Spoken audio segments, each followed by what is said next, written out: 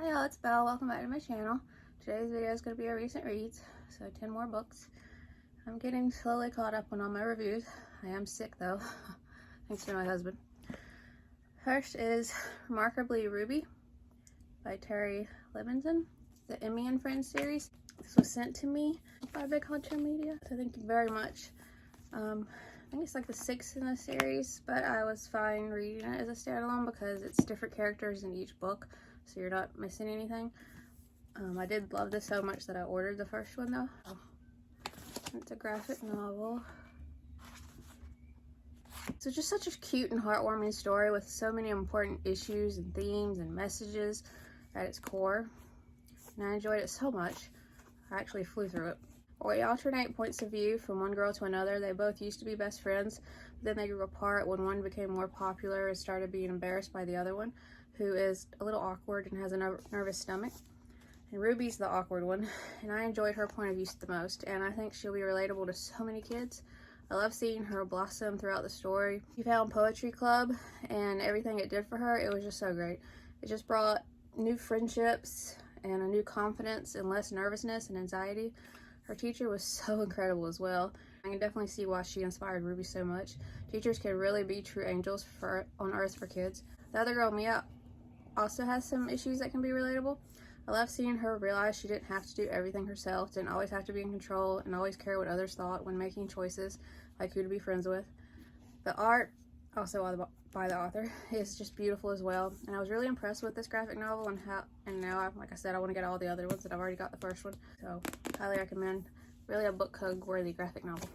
After being so in love with The Swallowtail Legacy by Michael D. Beil, I wanted to read other books of his I had that are older, and I read Summer at Forsaken Lake, and this was just as phenomenal.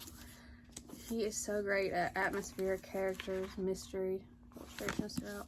This author does mysteries, families, friendships, setting, and just amazing characters so well, like I said. I'm living in Pennsylvania and having been to Lake Erie, even though this book setting is on the Ohio side, I always love seeing that.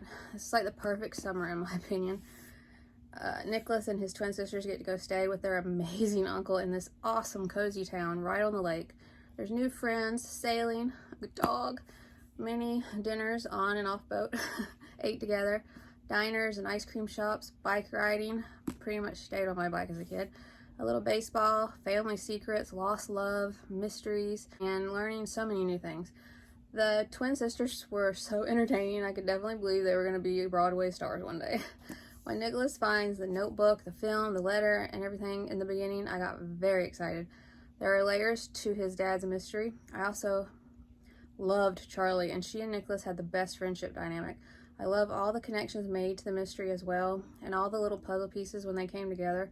I learned so much about sailing with this as well, and I loved it. From being on the boats, biking around, Uncle Nick's house, or just the town itself, is all so atmospheric because of the author's writing. I also love the inclusion of some of the postcards Nicholas sends his dad over the course of the summer. I felt like Nicholas accomplished so much that summer. Everything he learned, did, discovered, tried for the first time, etc. was just so great. I love the ending and how it was done. I wish there was more to come, but this was published in 2012, I believe, so probably not. This was amazing, and he is well on his way to becoming a favorite author if he keeps this up. Just a great mystery with family and friendship at its core, and those summers we had as kids that stood out and are never forgotten. Just highly recommend it. Loved it. I read the second in a Girl Called Justice series, The Smuggler Secret by Elly Griffiths. This was just as amazing, if not better than the first book.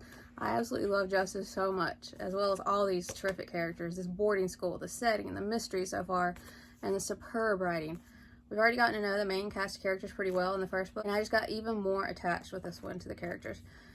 I love the added assignment they received to do in town and how it connected to this mystery. I also love the confidence one teacher especially brought to Justice by bringing out her potential in an area Justice would probably never have even realized or tried otherwise. I was so proud of Justice. This has new teachers, a new mystery, new adventures, creepy fog, secret tunnels, and so much more. Still, just as much danger and intrigue. Justice is prone to mischief and doing the exact opposite of what told not to do, but she's in no way a troublemaker sort. She's compassionate, kind-hearted, with a need for mystery, adventure, and justice. These are just so atmospheric for all the reasons I mentioned before, but now you add in the Smuggler's Lodge and the secret tunnels, and it amps up that atmosphere even more if possible. Saber has my heart. He's a guide dog and an Alsatian, which is German Shepherd. My pup had some German Shepherd in her, and I've always loved the breed as well, and this dog was amazing. Dorothy and Stella are just as terrific as usual, and Rose is same old Rose. These are just such incredible reads. I can't express enough how well this author writes historical fiction, detective-style mystery, with the best characters who you love. Reading them gives you reading by the fire, snuggled up in a blanket, drinking hot chocolate, cozy vibes. Just highly recommend. And Rose, too. I don't know how the author does it. I should put this in my review, but characters like Rose usually will annoy me to no end, but the author doesn't do it to the point where it would do that. It's just more of like, oh, Rose, that's Rose being Rose. Or you expect, I don't even know how to explain it. It doesn't annoy me. She's like a genius with it. It's like Rose is needed to be Rose in here. I don't know how to explain it, but it's just brilliant because Rose characters annoy me, but she didn't. So, bravo. Oh, and then this book, The Best Worst Summer by Elizabeth Eulberg. This was absolutely incredible for so many reasons. I was expecting a fun summer friendship story with one timeline being in the 80s, which I was very excited about. I got all of that, plus some serious issues and themes that hit me with how much I related to them personally. This alternates chapters between Peyton's point of view in our current timeline and Mel's point of view in 1989. 2 different summers, 2 different friendships. I related to Mel from 1989. The things with her dad I dealt with my stepdad. We had to move at almost the end of my 7th grade year to get away from him. It's the same and not the same as the story, so I don't want to say what the story is, but my story, which is not the same, so I'm not spoiling anything. My mom and my stepdad, I knew something was wrong because my mom's a clean freak. Like, she's spotless. Dinner would be ready, be cooking every day I got home.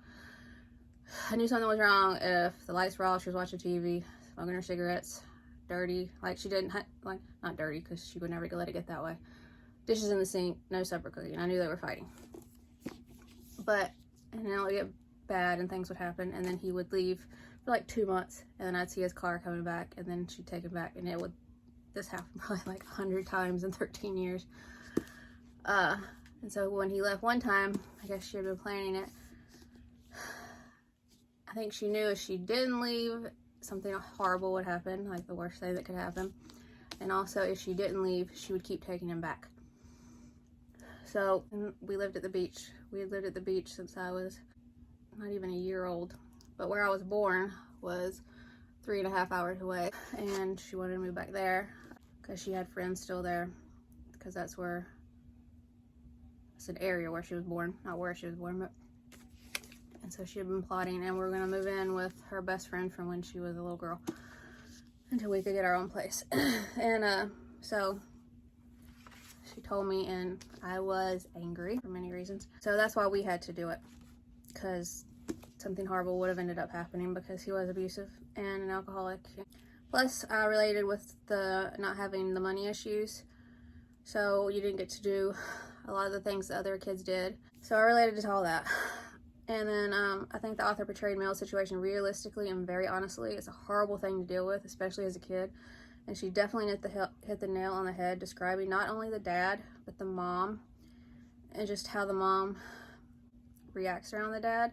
And it's not going to be the same in every situation. Like, my mom didn't act the same as this mom in a lot of ways. Like, my mom, which is probably where I got it from later in my own abusive relationships, she would fight back and run her mouth a little bit. But in some situations, she nailed it with how the mom is. And with Mel and everything she feels and how it affects her in many different ways. On a happier note, I also related to her and her friend Jess so much with the Babysitters Club references, making mixtapes from recording the radio onto cassette tapes. Kids do not know the struggle. And of course, New Kids on the Block. Like Mel, all of my friends were in love with Joey, but I was like Jess in here, Team Jordan. I almost failed 3rd grade because we had to write a paper, and I did a rough draft on something, and then I did the final draft on Jordan. No idea why. All my New Kids on the Block stuff got taken away. I was devastated. There's other songs and groups and singers mentioned as well, and it all brought back such great memories of the music. Also related to Peyton with the moving in middle school. I grew up at the beach and went to school with the same kids and friends all my life until almost going to the 8th grade, and everything I had dealt with up to that point at home, plus other stuff, and then moving hours away, leaving everything, it made me so angry.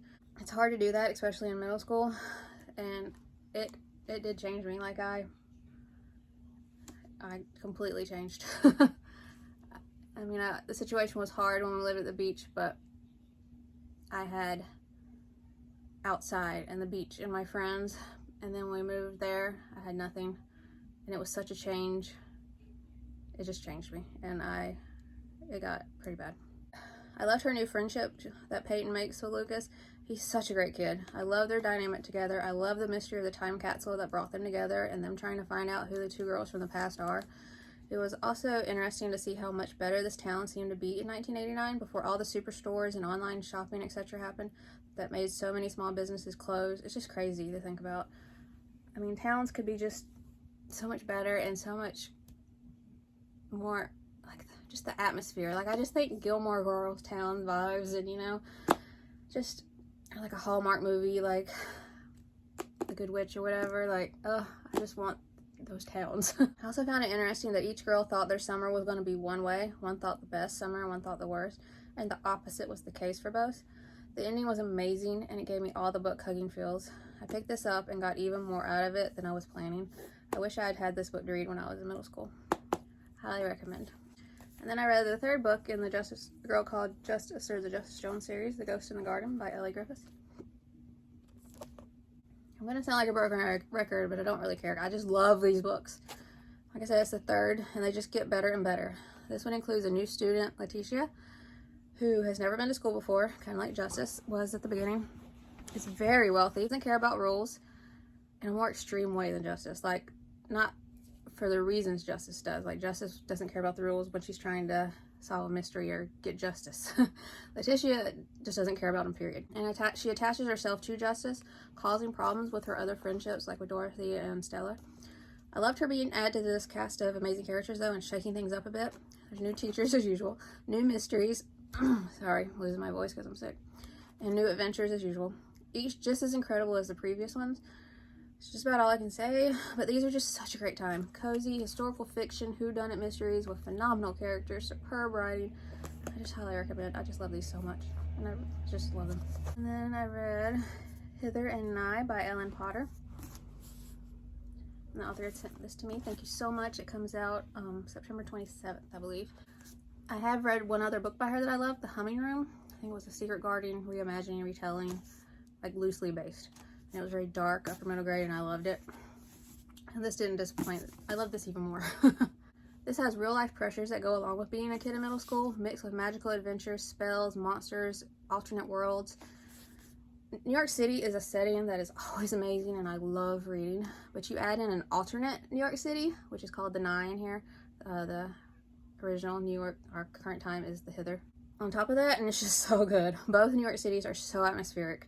The alternate one being so imaginative, unique, full of so many magical, amazing, and somewhat terrifying things. The Nigh is a magical and amazing place, but also has its quite scary parts, just like the real New York City. Like I said, I'd read that one other book by her, and she doesn't talk down to kid readers or shy away from the hard stuff. Our main character, Nell's brother, disappeared 3 years earlier, snatched in Central Park. And on top of that, you have the toll it's taking on Nell. She skipped a lot of school and was gambling, hustling, playing chess with some big players in the park. And it seems like it was hard to get away from the pull of gambling had on her as well. So that's an interesting, different issue for a kid. She also has the guilt from her brother's disappearance and a mom who left a long time ago who just didn't want to be a mom. Ugh. When this magical world opens up to her and she learns and sees so many things and begins to wonder if the magical world had something to do with what happened to her brother. Until we find out one way or another, you're left guessing along with her. Could it be true, or is it just another piece of hope Nell is clinging to? You just don't know, and it's just, oh, it's so crazy. It's just powerful stuff. All the details that make up the alternate New York City and the magic system in here are just so creative and imaginative. I especially love the idea of chopsticks. It's just genius. I just love that. Then you have, of course, the whole idea of the Hither and Nigh, as well as the imps, the minister, the folk, magicians, smugglers, poachers, the bogey cats, nibbins and inklings, the skrill, the taxi, I'm not gonna say this word right, the follows, and so much more. Also, all the different amazing spells we see the group of kids learn, like the Fabergon maneuver. Love the whole idea of that, and the whole process itself and doing the spell is just so great. The scissors, the glasses, throwing something. Then Mr. Boot, the one teaching them magic, is such an intriguing character, and you're second guessing yourself every time you see him, almost wondering if he is a good guy or a bad guy. I also absolutely love the scenes where they play the game Operation. It's just brilliant, and I loved that so much. And also the Alice in Wonderland statues. Yes. When we find out the truth and where that leads us, I'm just blown away by it all. Couldn't put it down. Such an epic beginning. I love everything about this. And I said in my review, I love everything about this if there's going to be a sequel, because if not, the ending doesn't have closure. So I'm praying that that means a sequel, because I feel like there's more to see and learn and happen. And the author did put in the comments there will be, so I'm very excited. So I loved every part of this. So the ending makes perfect sense, and it ended in a perfect way, setting it up for a new one without making you mad enough. Do you know how some of them, they have to leave you hanging in some ways because there's going to be more, but some of them will do it in a way that's so drastic and that you're mad because it's such a while before the next one. This one isn't like that. I'm not mad, especially now that I know there's going to be more. I'm like, okay, yeah, that makes sense. And I was given just enough to know that, okay, it set it up perfectly, so there is more to come and another story to tell, if that makes sense. So I'm very excited, and I love this group of friends. And I loved the direction one in particular went. There was another one, I didn't put this in my review because my review was already so long, that you kept guessing the whole time until the end. I love that, and I loved what happened with that character. And Crud, I just love him. He's described as like this big tough guy, but he's like a little softy, like a little teddy bear, and I loved him and how protective he is when he has a friend and what he becomes. And then Annika, I'm horrible at remembering names, but I think her name's Annika. Yeah, it is. I didn't like her a lot. She was like a mean girl, but trying to say she's not a mean girl. And in some ways she wasn't, some things she's been accused of, I guess, and she's had a hard life with her mom. But it wasn't, she wasn't in here enough to make me like, oh, I just want to fling this book. No. It's just enough to add to the story and what she brought and how she connected to Nell and Nell's brother River, and then connecting to this group of kids learning magic. And I can't wait to see what happens further with her relationship with Nell and just this whole group of kids and what they do next. I'm so excited for the next book. I cannot wait, and I'm so sad I have to wait. But I highly recommend this, September 27th. And then I read the fourth book and the final one that's out right now, Girl Called Justice, Justice Jones, The Spy at the Window by Elly Griffiths. This is definitely a new top favorite series now. Such superb historical fiction, detective style mystery, middle grade, like I always say, that just gets better and better each book. Incredible writing and just the most amazing characters as well. Like I said, this is the fourth book, and of course a whole new mystery, adventure, plus other new aspects as well. Can't say much, but I like the tie-in to World War II in this one, since our time frame has gotten up to those world events at this time. Because of the war, there are some changes to the school, and that's all I can say. And I loved what that brought to the story. I also enjoyed the mystery adventure of this one so much. It was a little close to home for one of our characters we've grown to love so much, so that added to the high stakes, the race against time, and highly emotional connection aspect of the story. Just loved it. Flew through this. That added emotional stake made it even more of a fast-paced read and even more unable to put down. I love these characters with my whole heart, especially Justice, Dorothy, Stella, and Justice's dad. He's just the best. He's not even in these a lot, but he's just amazing.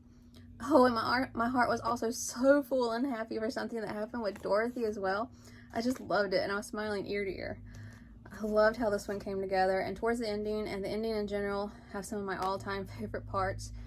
I'll just say a boot, which is a trunk, which I never would have known if I hadn't read middle grade, and a tractor. If you read these, you'll know.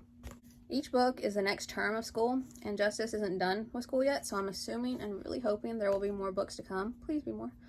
Highly recommend. I also love how these are inspired by the author's mom and her own time at boarding school, and she says in the back of this one, her mom also has similar circumstances like in the book happened to her during the war at school. So I just love this series so much. Highly recommend. I really hope there's going to be more. Love this whole series. Then I read Happily for Now by Kelly Jones. illustrations throughout. This is another one I picked up thinking I'm going to be reading a great summer fun story. I definitely did, but it's so much more make up the story than that though. I loved every part of this book. It feels like a warm hug, which is pretty impressive since it deals with some important issues like anxiety and a parent who suffers from addiction and what it does to a child. Fiona is such an endearing main character. To deal with what she's been through and going through, and thinking she could help her mom eventually as well, she decides to be a fairy god person in training. She has an amazing social worker, Miss Davis, who she is so close to, and thinks of her as a fairy god person, and wants to help people like she does. Which is just so, your heart, just that alone. She gets sent with relatives she doesn't know for the summer, while her mother tries rehab once again. She thinks this is a perfect place to do her training because boy, do these relatives need some help. The whole cast of characters are incredible. They're a little quirky, but also endearing. I like the help she gives her aunt and uncle the most. Her uncle's character and story especially intrigued me so much. And all the baking. I wanted cupcakes the whole time I was reading this, or whatever other delicious sounding item they were making. Great descriptions, believe me. So good. Love food in middle grade books.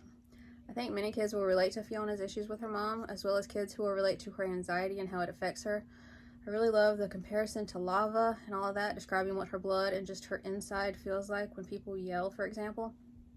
And I can relate to that.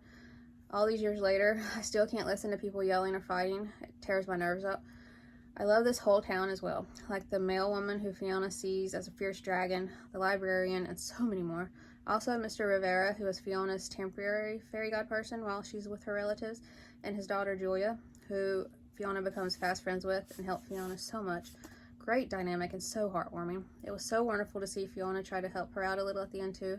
Really enjoyed how many chapters ended with emails between Fiona and her mom, who's in rehab, and Miss Davis, who she checks in with, plus she gets her fairy god person in training lessons from. So many great messages in here. Speak your truth. Do things for yourself that make you happy. You can't make someone help themselves or do the work for them, and sometimes things have to get worse before they get better. Just highly recommend. Such a great story. And then I read Willa of the Wood by Robert Beatty. At the end of the third Seraphina book, the author said he would be writing this book next, and then he'd probably return to the Seraphina world. It's the same time period and location, but an all new characters and story. So I read this before going to the next Seraphina book. There's no mention of the Seraphina characters in this, except for a cat sighting mentioned that you know is a character from that book. I loved most of this so much. The story itself was dark, fast-paced, and just a thrilling and fascinating read. Like, just incredible writing and storytelling, and just loved it. But there's just so much suffering and death in here. The one that destroyed me, though, was an animal death, and one that hurt me even more considering what I was going through. And the way this animal died, I just hate when authors put that in middle grade books. I know a lot of middle grade authors refuse because they don't want to read it and they wouldn't want to as a child. And I know this is upper middle grade, but still, like, why? But other than that, I loved all of it, except all the suffering, but mainly the animal death. Like, that just, And I read Dragonpox by Camille Smithson. Naked hardback. The author had sent me this. Thank you so much. It's got illustrations. I had such a fun time with this one. It's just a fun read. Hayden is our main character, and he just wants to prove himself to his mother and gain her trust because he desperately wants a pet. I loved all the hijinks that ensued once he has the dragon and risk of being found out, then trying to get the dragon back after it escapes.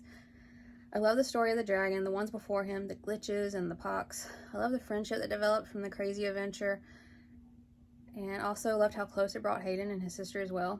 Lots of adventure, misadventures, family, friendship, science, and even a talking, very snooty middle grade cat, which is always a good time. Just great fun. Just really enjoyed it and had a blast. Alright, well, that's it for this video. Hope you enjoyed it. Have you read any of these? Did you like them? Did you not? Did you see any you want to read now? Let me know in the comments. And if you would like to subscribe, I would love that if you'd like to. And I'll see you in my next video. Bye.